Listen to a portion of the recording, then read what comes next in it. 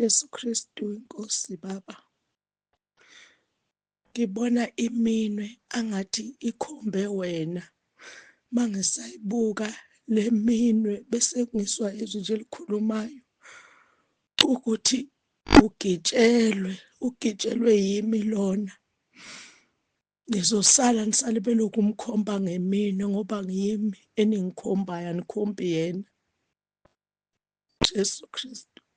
uJesu Kristu inkosi, uJesu Kristu inkosi, uJesu Kristu inkosi.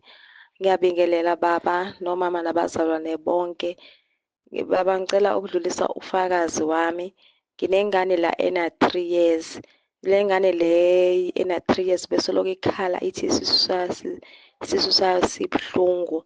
Mangabe bese unumber 2 wayo aphume ithulule bukhipha ukuthulula okumanzi and ikhala yakhona beyigreen, igreen engajwayeleki. So ngayivulela umkhuleko wokunqoba kubeke kuye esiswini, ngimvulele wona bese ngithe esenjalo wayeka agcina seyeka ukuthulula kodwa yaqhubeka ukhalaogreen nje ongajwayelekanga engathi ipende. Ngiqhubeka ngambeka wona esiswini manje njalo mayithi isisu sibuhlungu kuthi emva kwesikhathi ngabona nale green lese engasaphumi le green mangabe ekhipha unumber 2 sengasaphumi igreen sekuphuma nje ikhala ejwayelekile. Okunye futhi la emalanga ngithe mangivuka ekuseni ngavuka amakhethini siwasekhishini egcwele nje impukane lezi ezincane ezindizayo ezingajwayelekile bese ngavulela khona nakhona ngathatha ifoni ngavulela umkhuleko wokunqoba. Ngithi ngiyabona kushona kwelanga impukane sezingekho. uJesu Kristu inkosi baba ngiyabonga kakhulu. Amen. Ngiyabingelela entabeni yenhlo kaJehova ngasekhaya lizwe ngesivumo sithi uJesu Kristu inkosi. Ngibingelela kumpostoli, ngibingelela kumampostoli nakubazalwane bonke. Ngithi uJesu Kristu inkosi. Ngidlulisa ukuxolisa baba la izolo bengingene egroupini ngiya-screenshota umlayezo lo okade uxwayisa abazalwane ukuthiwa inamba ihekhiwe. And then ngiyangena lo mlayezo ngiyawu-screenshota bese ngi-screenshotile bese ngiyangena kuwona ngiyazama ukwenza ubuhafu ukuze ngiwuthole ngendlela engifuna ngayo. Ngithe sengiwenzile ubuhafu bese ngiyawukhopha ngawuyisela konje efonini yami bese wasala lo munye-ke. Manje mina the time kusele lo munye ngithi ngiyawudelete nje ukuze ungabe iy'thombe zuthu ngoba ifoni yami ayinaso kahle ispace. Kanti angisadelete kulo wami sengidelete egroupini. Ngithe sengiphumile ngiyabuyela ngala ngithi mina sengiphuma ngala konje efonini angibuyele egroupini. Ngathola ukuthi sengidelethile ngala egroupini. Manje bengifuna ukudlulisa kakhulu ukuxolisa baba. Bengicela ukuxolisa kakhulu nakuwe nakubandla lonke. Ngixolisele Nkosi yami, ngiyacela ngithethelele Nkosi yami. Ngicela uxolo nakuNkosi Jesu. Ngiyacela baba, ngiyacela. uJesu Kristu inkosi. uJesu Kristu inkosi. uJesu Kristu inkosi. Amen. uJesu Kristu inkosi. Ngiyabingelela baba, ngiyabingelela umama egameni likaJesu. Ngithi uJesu Kristu inkosi. Ngiyambonga uNkulunkulu nakulolu suku lanamhlanje usasiphile amandla okuma. Nginobufakazi bokumbonga uNkulunkulu. Kwathi ngelinye ilanga la engisebenza khona esitolo kwakhona into abayibonayo emnyango lapho endlini abadlela kuyo. Ngase ngiyakhuluma nomunye umsebenzi ngathi mina uma kukhona into eniyibonayo noma ngabe yini anothi uJesu Kristu inkosi. Namhlanje-ke lapho inhliziyo yami eyitusile kakhulu inkosi ngiqhamuka nje ngiqhamukela kubo bayakhuluma ukuthi ngathi mina uma kukhona into abayibonayo abawuthi uJesu Kristu inkosi sebeyangichazela-ke ukuthi yini ade beyibona emnyango. Bayasho ukuthi ade bebona iminenke. Bayatshenana ukuthi kufanele bekhulume bethini ngoba ngabatshela ngathi uJesu Kristu inkosi. Ngiyambonga nje kakhulu ukuthi ngaleli gama abantu bayabona ukuthi liyawenza umsebenzi ukuthi uJesu Kristu inkosi. Abanye bazokholelwa kulo ngampela noma bengakholwa ngoba igama elithi uJesu Kristu inkosi lenza izinto ezimangalisayo ekuphileni kwethu. Nje ngiyambonga nje kakhulu uNkulunkulu ngaleli gama lithi uJesu Kristu inkosi. uJesu Kristu inkosi tata. Ndiyabulisa ekuseni egameni likaYesu Kristu inkosi yethu. uJesu Kristu inkosi. uJesu Kristu inkosi. Tata, ndithi mandizise nabo ubungqina bamaRoma 10 verse 9. Laa mini ndiyokusendela imeseji, ndiyokusendela ingqondo yam iyaxhapha. Andazi uba kwenzekeni, kuvele nje kwavumbuka umoya ngendlela yonke, wavumbuka ngabantwana, wavumbuka ngabantu ekuhlaleni, wavumbuka nje, kwavele nje wasisiphithiphithi nje endingasaziyo. Mara ndazibuza uba kwenzekeni apha kum ngaphakathi, kwenzekani. Ndilakhi xa ndivula ifowuni ndifike utata undisendele zonke iintlobo zemithandazo phaa maRoma 10:9 naphaa kwezaa ncwadi zooYoshua phaa kuvunywa khona izono, ecacisa ngelayini, ubude belayini bokuthetha nayo utata. Ndiyabulela kakhulu tata ngoba ekusebenzisani kwam amaRoma 10:9 umoya wehla ngoko nangoko. Ndiyambulela uThixo ngoba ude utata uyayicacisa uba xa sithandaza amaRoma 10:9 asivumi isono. Once isono uqale ukuzibhala phantsi, umane uthatha ubhala phantsi, uThixo uyayivula indlela. Enkosi kakhulu tata. uThixo makakusikelele wena nomndeni wakho wonke. uThixo makalikhulise ibandla lakhe ngawe tata, egameni likaYesu uJesu Kristu inkosi. uJesu Kristu inkosi. Amen. Kristu inkosi baba. Ngiyaxolisa kakhulu baba ukudilitha. Ngibingelela ekhaya lakaNsibande, ngibingelele uma nobaba nabantwana, ngibingelele entabeni yendlu kaJehova kuyabonelelwa, ngibingelele ekhaya lezwi ngesivumo esithi uJesu Kristu inkosi. Ngizobonga uNkulunkulu baba ngabaseRoma 10 verse 9 nangesivumo esithi uJesu Kristu inkosi. Ngiyambonga kakhulu uNkulunkulu. Kuqale kwanamakati la ekhaya, abe khala la ekhaya, khala amakati azungeze umuzi wonke, ngiphume ngikhuleke, ngibize igama likaJesu, ngithi uJesu Kristu inkosi, ngingene endlini ngivula umkhuleko, sikhulekele phezu kwawo. Uthe ngelinye ilanga nje kwasikade lifele evrandi, noma kwadlula 2 weeks nelinye lafela lapha phakathi egcikeni ey'motweni. Awu, ngimbuka uNkulunkulu, kodwa uNkulunkulu uyisimanga ngoba ngazi ukuthi amakati kade ekhalanga kabe kwenzeke njani. Siphume ngemoto la untombazane wami ephumela la ngenhla kwasekhaya emgaqweni, angilinde khona ngigibele, athi uyayilokususa imoto kanti bengayidumisanga, ihlehle imoto ize iyohlehla ishaye ngo-reverse iyoshaya udonga lakamakhelwane. The sisahlehla ngithi nyathela ibhleki, wathi ngiyalinyathela mali bukhuni. Wayeseshilo wathi uJesu Kristu inkosi, ngasho ngathi uJesu Kristu inkosi, uJesu Kristu inkosi. Yayoshaya kamakhelwane, kwasakazeka uthango lajikijeleka laphana, yayolenga phezulu othangweni olude olungangomuzi wakhona. Awu, uNkulunkulu uyisimanga, abangcwele angazi thi ngathini. uJesu Kristu inkosi. Hhayi, iphume imoto. Hawu, simbonga uNkulunkulu. Phinde umfana wami ahamba eleshowe, mase ngikhuleka ntambama, ngibeka umkhuleko ukuthi angithi sho kakhulu makuthi ubaba nje ubiza umkhuleko ubaba enkosi Jesu, ukuthi angisho kakhulu, ngisho ngimemeze. Kanti uNkulunkulu uyazi ukuthi ukwenzelani lokho. Ngakusasa imoto kwakuwomhla ka2 inyaka nje wasuqalile, imoto yakhe ivele igingqike eshowe, igingqike kathathu kuleyo ntaba. kodwa waphuma enganamyucu. uJesu Kristu uyinkosi.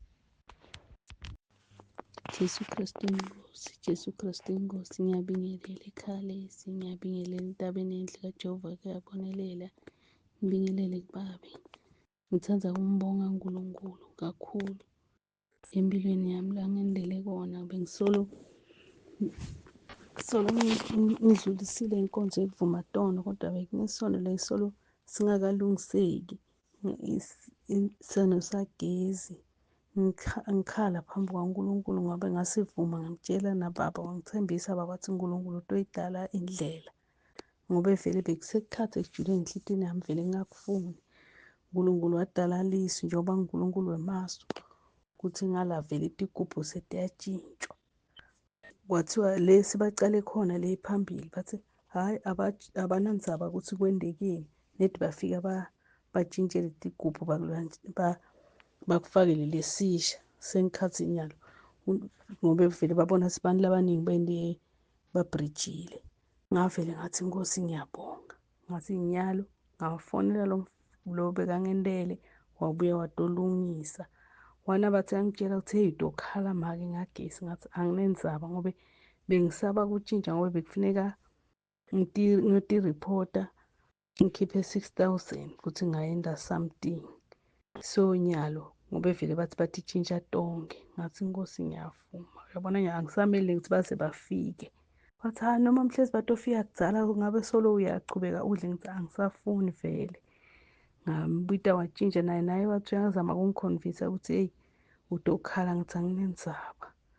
Mina ngifuna ukuthi ngikhululeke. Uyabona nyalo ngiva ngijabule, ngikhululeke ngalenye indlela ngekuthi ngiyamthemba uNkulunkulu ukuthi utolidala noma idura igezi, uNkulunkulu utongipha imali ngitokhona kuyithenga. Ngiyamkholwa uNkulunkulu nyalo, ngikhululeke, ngijabule. Kade ngihlala nangiva abantu bafakaza bathi sebaphumile kule nkinga le kimi, ngithi Nkosi mina ngitophuma nini, sengiphumile nyalo, ngi-stress free. Ngithi Jesu Kristu inkosi, ngiyabonga Jesu Kristu inkosi. Amen.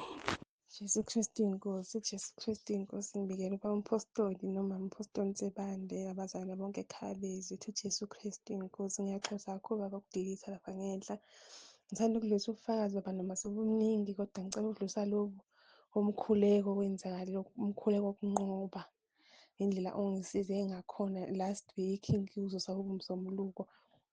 Ebusuku nje intatha sangavuswa yisisu sibuhlungu, ingafike lokusaba uya ngaphandle ethoyilethi, ngavela ukuthi ake ngikhuleke umkhuleko wokunqoba. Ngavula umkhuleko wokunqoba, ngakhuleka. Emva kwalokho ngoba ngase ngihleli nangesinqa sibuhlungu ukuthi ngiya ngaphandle, kodwa manje ngisaba. Sengivuke ngisho embhedeni, kodwa emva kokuba sengikhuleka umkhuleko wokunqoba sathula, ngalala, ngakwazi ukulala. Hhayi, kuthe ngoLwesine uphinde futhi siphathe umama-ke manje. Silala nje simphathe silokhu simi sethoyilethi, nasebusuku ngaphambi ko-1 uya ethoyilethi. Uma ethe ebuya isikhashana ngamuzwa esephuma. Hhayi, kwangiphatha kabi ukuthi yena ngahlala kanjani ngingamsizi, mina ebenisangisiza. USathane wabuya wafika wathi kuphathe yena sekungasasizakali-ke ngoba wena wasizakala. Ngangamlalela ngoba wathi ebuya ethoyilethi ngathi mama kunomkhuleko mina ongisizile, ngesonto sengiphethe isisu, nawe mhlawumbe ungakusiza, ngisacela siguqe siyokhuleka. Saguqa khona ebusuku ngabo-2, ngavula umkhuleko futhi wokunqoba, sakhuleka sathi salala, sakhuleka ngikhuleka sathi salala. Hhayi, ngingatshela ukuthi mhlampe ngimzwile, mhlampe evuka angimzwanga mhlampe uvukile. Kanti ekuseni mesevuka wathi nje waze wangisiza, waze wangilapha bo, yazi isiphindanga sangivusa. Ngathi mina hhayi mama ungabongi mina uNkulunkulu, asibonge uNkulunkulu. Ngingambonga kakhulu uNkulunkulu namanje kwakuthi ngolesihlanu ubufakazi abulethwa, indlela nje engangijabule ngakhona, inhliziyo yayigxuma ngathi hhayi bo, umkhuleko wokunqoba waze wasebenza. Ngathi Nkosi yami ngampela akusifanele ukumbonga uNkulunkulu. Siyambonga kakhulu uNkulunkulu baba ngekhaya lezwi, kuyo yonke nje imikhuleko osifakela yona masihlela kuyona siyisebenzisa ngampela, iyasiza kakhulu. Ngithi uJesu Kristu inkosi, ngiyabonga uJesu Kristu inkosi. Jesu Kristu inkosi, Jesu Kristu inkosi. Ngiyabingelela baba umpostoli, mama umpostoli. Egameni lenkosi yethu uJesu Kristu, ngithi uJesu Kristu inkosi. Bengicela ukudlulisa ubufakazi mkhulu ngegama nenkonzo yayizolo yangeSunday ngegama elithi uJesu Kristu inkosi. Kwathi ngolesithathu uma ngaphosisi ngisemsebenzini sesiklina ntambama ebusuku sesizophuma kuyisivalo sakhona ngoba yonke into iyinsimbi emsebenzini kwi-edge eyicijile nje njengomese. Ngathi uma ngishona phansi ngiyoklina ngaphansi ingalo yami lekwa-left yashaya kwi-edge and then yasidabuka phakathi. Uma ngaphosisi ngicabanga ukuthi kwaze yabhalansa mhlambe ngethambo, I'm not sure. Ayi ngahamba ngaphuthuma ngahamba ngayogcoba le ku-medical kit, ngagcoba izinto zakhona, ngabhandisha, ngafaka amabhandishi nani nani. Kodwa ubaba umpostoli mese eyichaza into ngoba ibingihlupha emoyeni ukuthi lesi silonda lesi ngoba phela sijulile nje sivulekile indlela engangisekeke ngayo. Yini indaba pho singophi? Yini indaba futhi singebuhlungu ngoba ngisho uma ngiqukula amabhodi asindayo emsebenzini uma akubuhlungu. Uma ngibaxoxele ekhaya ngithi mina indaba lento yesilonda iyangihlupha ngo. Kanti uma seyichaza baba umpostoli izolo ukuthi abakholwayo zobehlela lezi bonakalisa noma bebhandisha bethi uJesu Kristu inkosi, amanxeba koba ngathi awaze ephole. Ngavele ngathi hawu Nkosi uJesu ngiyabonga lento bengihlupha emoyeni nasekhaya bengilokhu ngisho ukuthi mina lesilonda ngi-understand ngoba phela ngikhuluma nawe baba umpostoli sivalekile nje. Akaze ngiye emsebenzini omunye wangibuza ukuthi ngaya kwi-hospital ngathi mina yakaze asibuhlungu asibhibhi futhi ngivele ngangisula nje igazi kancane ngithi ngifake ilokhuzana ipheshi sivalekile. Ngithi nje ngitheme ngizwe izolo ngathi ngicela ukuthola ubufakazi ngoba angiyazi, kimi isimanga nje angazi ukuthi bengingathini. Ngiyambonga kakhulu uNkulunkulu, bengithe nje ngicela ukudlulisa lobo bufakazi bokuthi hayi uthe uma uyibika izolo ngathi hayi nayo into eyenzeke kimi. uJesu Kristu inkosi. uJesu Kristu inkosi. Ngiyabingelela baba egameni lenkosi yethu uJesu Kristu waseNazaretha. uJesu Kristu inkosi. Ngithanda kumbonga uNkulunkulu namhlanje ekuseni, ngibonga umusa wakhe. Kokuqala ngithanda ukucolisa ukuthi lapha efonini yami ngike ngathi ngiyangena laphayana egrupini ngathola i-emoji yami ngayikhipha. Kwesibili kulamaviki aphelile-ke ike yangena i-emoji lo munye umama wangisendela angikhomba ukuthi kune-emoji ngaphuthuma ngayikhipha.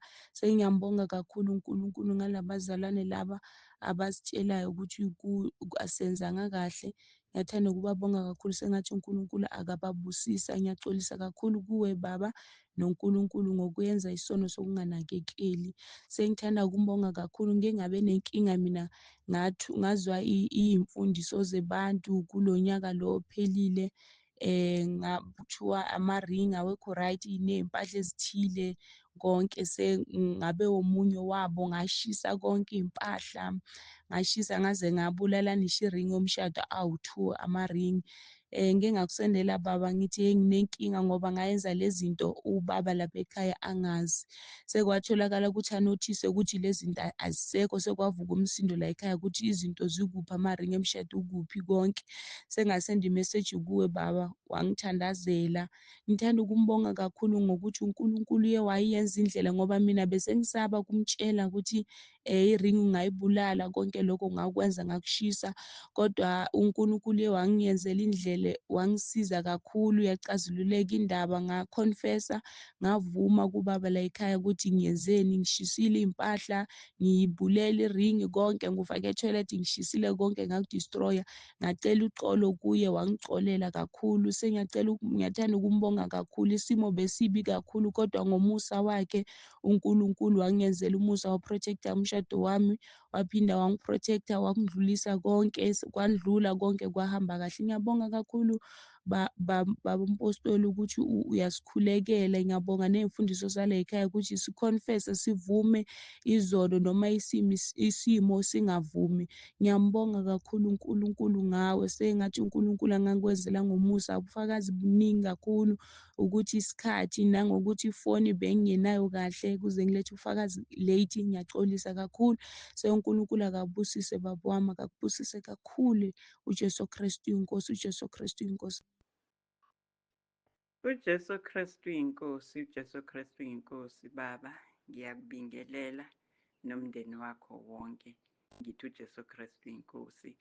Ngibingelela entabeni yendlu kaJehova, kuyabonelelwa nasekhaya lezwi. Ngithi uJesu Kristu inkosi. Baba, ngithatha leli thuba ukubeka ubufakazi, ngibonga amandla kaNkulunkulu. Kunyaka odlule bengiqala ukuthatha umkhosi omude ngale ndlela wey'nsuku ezingaka, solokhu ngahlangana nenkosi. Bengiye ngithathe nje umkhosi ngigcine 7 days makuthiwa umkhosi omude. Ngimbabazile kuNkulunkulu sengingale kwa-60 kunyaka odlule. Wangipha ukungena kulo mkhosi, ngawuqala ngaze ngawuqeda. Ngemkhuleko yakho Baba, angikholwanga ukuthi mina ngisehluleki kunazo zonke ngesokuqala. Kulokhu-ke Baba, kuthe makusondela iy'nsuku zokuthatha umkhosi, ngagula kanje ngaphatha into engayazi yokuqaqambelwa amalungu wonke omzimba, kube buhlungu umzimba wonke kuze kugwaze ongathi ngigwazwa yini, nalithi ngishentanye namalungu wonke nje bungathi nginyelile, kubuhlungu, kugwaza, kuqaqamba, ngithi amathambo yini lento. Umzimba wami wesinda, umzimba wami ukhathele, ngingenamandla. Manje ngahlala phansi ngilale phansi ngaxakeka ngama ngi-check oshukela, yonke into leyo, ama-BP kuthiwe right. Hayi, nganquma ngathi angizongena kulo mkhuleko, kodwa ngikutshela ukuthi Baba, ngesikhathi ukhuleka umkhuleko ongena emkhosini ngiguqile kanye nawe. Ngithe mangiguqa uqala ukukhuleka, khona amandla engihlangane nawo avele okukhela umkhuleko empilweni yami. Ngakhuleka nami kwehla iy'nyembezi, ngakhuleka. Waqeda la uqeda khona nganquma ngathi hayi, ngiyangena ngiyophela endleleni mangizwa ukuthi hayi, kuthanda ukuba ngiyacindezeleka, ngiyahluleka. Inkosi yathembisa yathi ngeke ingayikhokheli ngisho inkomishi yamanzi mawuphuzisa umuntu ngegama layo. Hayi, kodwa ngomkhuleko wakho Baba, ngiyaqhubeka. Nalobo buhlungu bavele baphela ngaloso sikhathi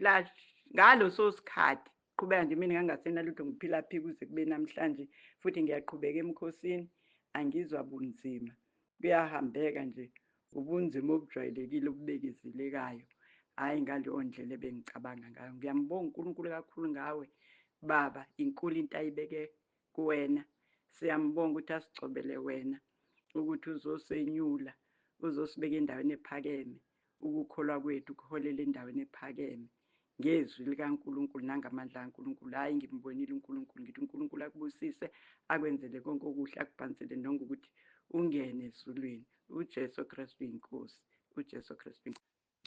uJesu Kristu uyinkosi, uJesu Kristu uyinkosi. Ngiyabingelela abazali bethu nebandla lonke ngegama likaJesu Kristu waseNazaretha. Bathandekayo, ngicela ukuletha ubufakazi kuNkulunkulu. Bathandekayo, la makuthiwa kuzongena umkhuleko ka-21 days, mina ndaba novalo, ndathi kazi mina ngizokwazi yini, njengoba mina ngiqhele u-3 days kwelami ibandla, 3 days nje kuphela. Kodwa ndathi ngoba nazi inhlupheko zange zingishaya left and right, ngizongena, uNkulunkulu uzongipha la mandla. Ngempela bathandekayo, uNkulunkulu uye wacothoza nami. La before ndingene bendinenhlupheko from last year. La mangifika ekhaya lezwi ngangithena nginemimoya ememezayo yamadimoni ekhuluma ndive. Kodwa mangifika ekhaya lezwi yaphela nje lonto. ngoRomans 10 nangoJesu Kristu uyinkosi. Ndeva ukuba le mimoya ngeke, kodwa kuthe seyithulile kwahamba ethubeni ngisamkhonza njalo uNkulunkulu, ngeva le moya ngeke ikhona manje, kodwa ngibeva ukuthi bathini. Kodwa nje empilweni yami hayi, akunako nje ukuthula ubusuku nemini. Bekukhona futhi ne-depression ebekade ikhona. La bengisebenzisa iBhayibhili likasisi wami ongasekho, owayelisebenzisa kulezi nkonzo ezivathayo phese ziphinde futhi zihlola abantu. Leli Bhayibhili kwase kufika umoya othi kumina, shisa leli Bhayibhili, ngoba ngangivile kona ngabaphathi bami ukuthi leli Bhayibhili linemimoya nje, ngalithola kanjena nje. Ngalithethe leli Bhayibhili ngahamba ngolishisa. Uma ngiqeda kulishisa iBhayibhili yahamba imimoya, azange iphinde ibe khona kuze kuzoba namhlanje. Kuthulekile empilweni yami, ngikulo mkhuleko. La empilweni yami futhi mina bengikade ngikhohlela into engadluli. Embhedeni nami ngilala nebhodlela lamanzi, uma ngithatha indlela eziphumayo ekhaya ngiphethe lamanzi, ngimane ngehlisa lokukhohlela. Kodwa kuthe kungekapheli 21 days ngathola ukuthi heyi, ukukhohlela akusekho manje. Bathandekayo, ngiphile saka, ngufakazi wokuthi okungenzeki kubantu kuNkulunkulu kodwa kona kuyenzeka. Bathandekayo, ngiphakamisa ubuhle bukaNkulunkulu. Futhi mina-ke ngiyabheka-ke kweyami impilo ukuthi ngiyavama mina ukuhlaselwa yizinto engingasizakali abantu basemhlabeni ababonwa ngamehlo. Angisizwa ngisho nabodokotela uqobo mina kwezami inhlupheko ezingithoxa ziye zifuna uNkulunkulu nje uqobo. Ngithi uJesu Kristu uyinkosi, uJesu Kristu uyinkosi. Ngiyambonga uNkulunkulu namanje owangiholela ekhaya lezwi. Ngiyakuthanda ekhaya lezwi, ngiyaqoqwa khona ngezwi likaNkulunkulu. Ndibekeka endleleni ukuba ndingaphindeli eGibhithe lasekhayeni lami elingasindiswanga. uJesu Kristu uyinkosi, uJesu Kristu uyinkosi. Amen.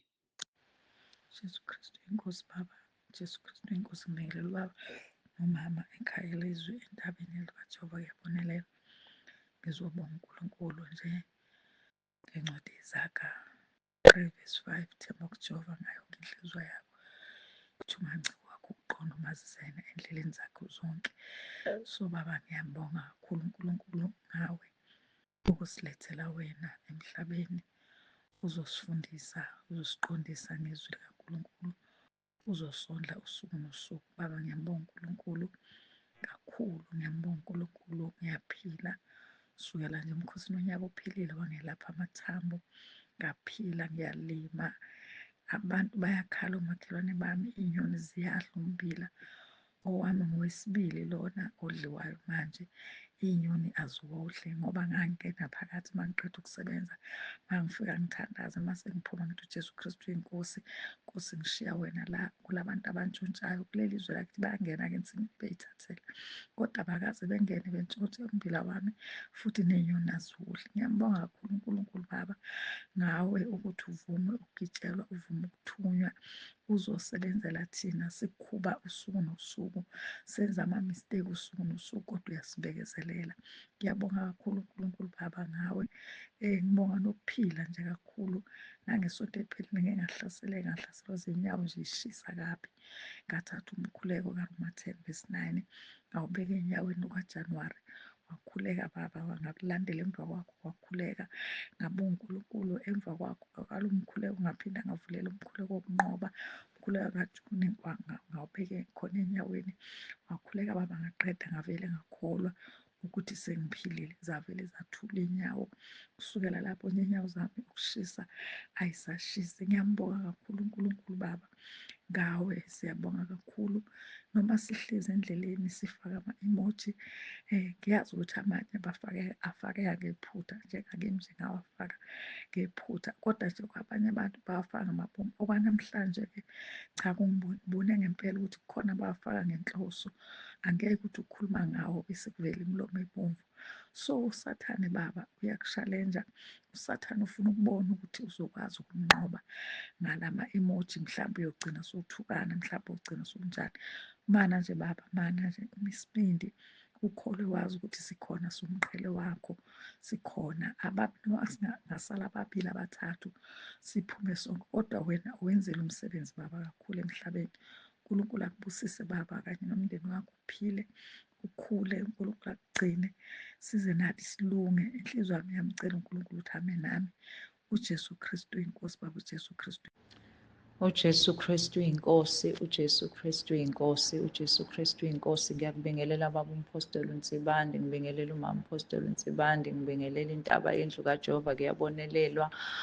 Isekhaya lezwi ngithi uJesu Kristu inkosi, uJesu Kristu inkosi. Ngokuthobeka Baba ngizophakamisa ukubonga uNkulunkulu umdali wezulu nomhlaba, okunguyena owenze konke, onguNkulunkulu wenyama yonke, ukuthi Baba bathe abazalwane bebonga, mina ngangabonga, angazi isizathu, kodwa-ke ebrentshini ngike ngabonga nje, ngabuthula ubufakazi bokumbonga uNkulunkulu, kodwa ngabona ukuthi bekufanele ngizobonga la ekhaya lezwi, ngoba ngithe ngilele ngelinye ilanga njengoba mangaphosisi bekuDisemba noma bekuqala uJanuwari angisakhumbuli, kodwa ngathi bekuDisemba ngathi ngilele Baba sengizophaphama, ngaphupha ngabona igama elibhaliwe nje ukuthi izibusiso, ngisabheke lona ngabona izwi amaHubo 105. Uma ngivuka ngiwafunda ngabona ukuthi akhuluma ngezenzo uNkulunkulu izimangalisa asenzele zona, okufanele sizasise abantu, siphakamise igama lakhe, sibazise uNkulunkulu ukuthi yini asenzele yona. Enhliziyweni kwaba buhlungu kakhulu, ngaphinde futhi noma sengikhuleka nje ngibhekile ngikhuleka, ngaphinde futhi labuya leli gama naleli zwi. Manje ngiyabona ukuthi kumele nami ngimbonge uNkulunkulu, ngimdumise Baba ngezinto angenzele zona. uNkulunkulu ungibusisile last year, wabusisa umntwana wami ngefoni entsha. Ngiyayibonga inkosi uJesu Kristu, nami ungibusisile ngefoni ngoDisemba entsha kade ngingenayo. Ngiyambonga kakhulu uNkulunkulu ukuthi usenzele umusa omkhulu. Ngiyabonga nginombhede uNkulunkulu angenzele umusa ngawo ngoSepthemba, ukuthi ngibe nombhede omusha egameni lenkosi yethu uJesu Kristu ophilayo. Ngiyamdumisa uNkulunkulu ngalokho. Ngiyambonga ukuthi siyadla, uNkulunkulu uyasondla, uyasigqokisa. Ngibonga ngisho indawo engihlala kuyo, ukuthi ngiyakholwa ukuthi Baba wangikhulekela emva kokukhuluma nawe. uNkulunkulu wangenzela umusa, ngihlala endaweni ephephile ekahle Baba, nje angihlupheki ngezinto eziningi. Ngiyamdumisa uNkulunkulu, ngibonge ngisho abazalwane abaye Baba bangenzela umusa, bangipha iy'mpahla ngoba iy'mpahla bengingasenazo kahle, bangipha abazalwane iy'mpahla ngathi branch. Ngiyambonga nje uNkulunkulu, kuningi Baba. uJesu Kristu uyinkosi, uJesu Kristu uyinkosi. Ngiyabingelela ubaba noma egameni lenkosi uJesu. Jesu Kristu uyinkosi. Baba, bengisacela ukudlulisa engikubone ebusuku ngilele ngo-day 1 womkhosi. Besisentabeni uma ngibona ngilele, yendlu kaJehova kuyabonelelwa. Singaphandle ngakuleli cala leli elinojojo bamanzi. Sigcwele nje lapho singabazalwane. Ubekhona ubaba, ubekhona uma, sibaningi-ke abazalwane, nami bengikhona. Besigcwele injabulo, besijabule.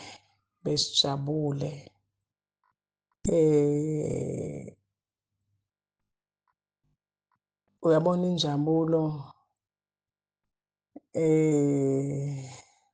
ngazi ukuthi ngingayichaza kanjani.